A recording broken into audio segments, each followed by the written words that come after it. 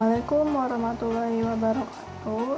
Nani Abdi Diazarani dari kelas 10 IPS hiji. Ayeuna virus corona parantos sumebar ka seueur daerah di unggal nagara sareng nyarios seueur korban. Urang henteu kedapan ngenaan virus corona ku sababaraha cara anu tiasa dilakukeun pikeun nyegah virus corona. Di dieu kuring bakal ngajelaskeun kumaha carana antisipasi virus corona. Anu kahiji nyaeta ngumbah leungeun kalayan leres sareng pasti nganggo sabun. Nu kadua nganggo masker upami anjeun hoyong ninggalkeun bumi.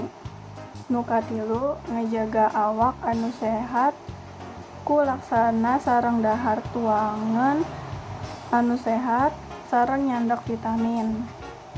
Nu kaopat ngahindari kontak anu sanes atanapi ngajaga jarak.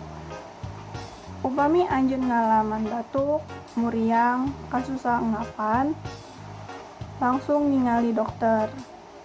Saleresna aya seueur cara sanesna anu tiasa nyegah virus corona, tapi kuring ngan ukur mere.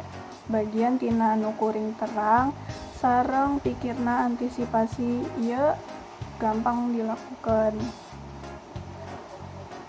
Eta cara pikeun antisipasi virus corona ti kuring.